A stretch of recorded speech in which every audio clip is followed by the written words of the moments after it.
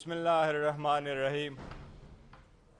आज सारे मीडिया को हम खुशामदीद कहते हैं। पहली मरतबा हम KPK हाउस में ये press conference at short notice हम कर रहे हैं। आज हमारा एक ही पॉइंट है, पाकिस्तान तहरीक इंसाफ के सेंट्रल सेक्रेटरीट को आज 12 बजे से पहले रेड किया गया। उसी दौरान पुलिस की भारी नफरी आई, चारों तरफ से उस सेंट्रल ऑफिस को घेर लिया गया। औरतें और मर्द पुलिस अफसरान सेंट्रल ऑफिस के अंदर आए, सारे दफातर के कैमरों से तस्वीरें ली, वीडियो बनवाई, सबको काशन करवाया गया। फिर रऊफ हसन साहब को अरेस्ट किया गया। सेंट्रल ऑफिस में इंटर होकर के किसी भी पॉलिटिकल वर्कर को और पॉलिटिकल पार्टी के सेंट्रल ऑफिस की जो तकद्दुस है वो पार्लियामान के बाद है। हम इस रेड की, उसकी अरेस्ट की शदीद अल्फाज में सख्त मजम्मत करते हैं। हम ये यकीन दिलाते हैं कि पाकिस्तान तहरीक इंसाफ खड़ी थी, खड़ी है और इंशाल्लाह स्ट्रांग रहेगी।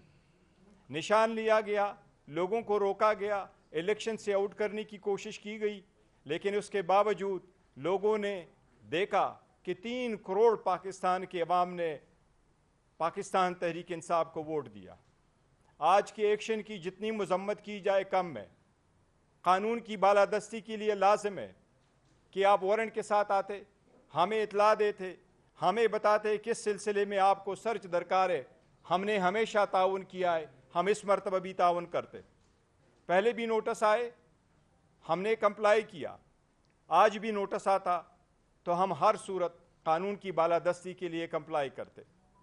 ये मकसद किसी भी केस की इंक्वायरी नहीं है।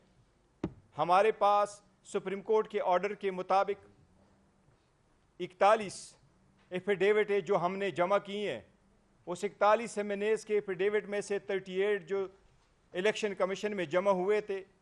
आज हमारे KPK के MPs और पंजाब से हमारे MPs के एफिडेविट जमा होने थे। हमारे ऑफिस में पंजाब के MPs के एफिडेविट्स मौजूद थे। हमारा सारा रिकॉर्ड कब्जे में लिया गया, इंक्लूडिंग हमारे डॉक्यूमेंट्स। हमारे इंट्रा पार्टीज इलेक्शन के डॉक्यूमेंट्स भी लिए गए, TV स्क्रीन भी उठाए गए, कंप्यूटर भी लिए गए, और आपकी इतलात के मुताबिक हमारे तकरीबन 10 वर्कर्स, हमें नहीं पता वो कहाँ इस वक्त मौजूद हैं। उन सब के फ़ोन बंद आ रहे हैं। आप भी हमें नहीं पता कि किस FIR में किसको कौन मतलूब है। जिस वक्त रऊफ हसन साहब को अरेस्ट किया गया, रऊफ हसन साहब को नीचे ले जाया गया, तो रऊफ हसन साहब 70 साल से ज़्यादा उम्र के हैं। वो कैंसर के पेशेंट है, उस पर पहले अटैक हो चुका है। मेरा कंसर्न था रऊफ साहब की सेफ्टी, इसलिए मैं रऊफ साहब के साथ उसी की गाड़ी में गया हूँ। मैं उसके साथ बैठा हूँ। पुलिस स्टेशन ले जाया गया, police lines Islamabad. Police line Islamabad में ये बताया कि आपके ख़िलाफ़ कोई पर्चा नहीं है, कोई केस में मतलूब नहीं, आप यहाँ नहीं रह सकते, अलबत्ता रऊफ साहब इधर होंगे। मैंने रऊफ साहब से फिर इजाज़त ली, क्योंकि मैं मज़ीद वहाँ नहीं रुक सकता था, रोकने की इजाज़त नहीं थी।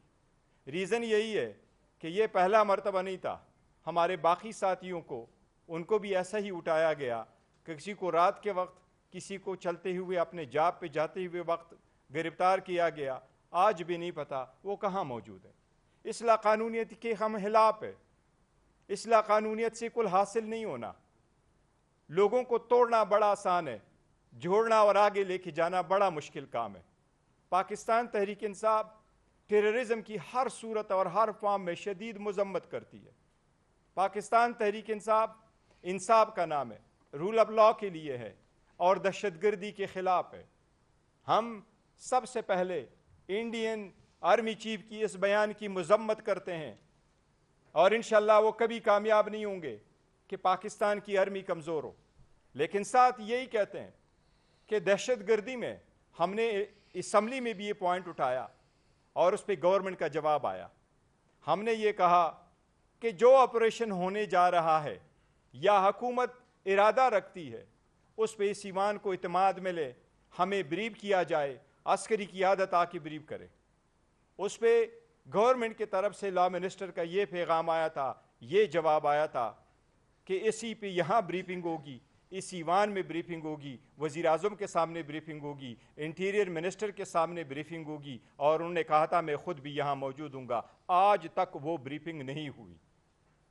एक पॉलिटिकल पार्टी जो इतनी स्ट्रांग और मजबूत हो, उनको आइसोलेट करना, हर वो इकदाम करना जिससे उस पॉलिटिकल पार्टी के वर्कर सपोर्टर डिसहार्ट हो, सिर्फ उस पार्टी को टारगेट किया जा रहा है। जब से सुप्रीम कोर्ट का फैसला आया, हमारे की एमएनए साहिबान को उठाया गया, उनके भाई को उठाया गया, उनके बच्चों को उठाया गया। हमारे एक एमएनए साहब के 16 साल बच्चे को उठाया गया, उसकी वालदा को 37 फ़ोन कॉल आई उस बच्चे के टेलीफोन से, और बच्चा उनको यही कहता रहा ये ख़त्म होना चाहिए। अब ये नहीं, सिर्फ हमारे एमएनए साहिबान को बड़ा लालच भी दिया गया, एमपीएस को भी दिया गया।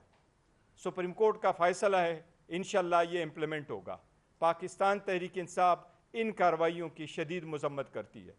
इंशाअल्लाह ताला रूब हसन साहब के लिए सारी की सारी कार्रवाई अमल में लाएंगे।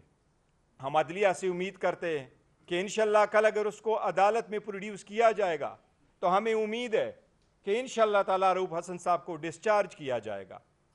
किसी भी बंदे को रोकना बग़ैर वारंट के, बग़ैर इंक्वायरी के, बग़ैर इन्वेस्टिगेशन के, बग़ैर FIR बताया एज वी स्पीक, हमें नहीं पता कि कौन सा FIR है जिसमें वो मतलूब है, या उस FIR में हमारे और साथी मतलूब है।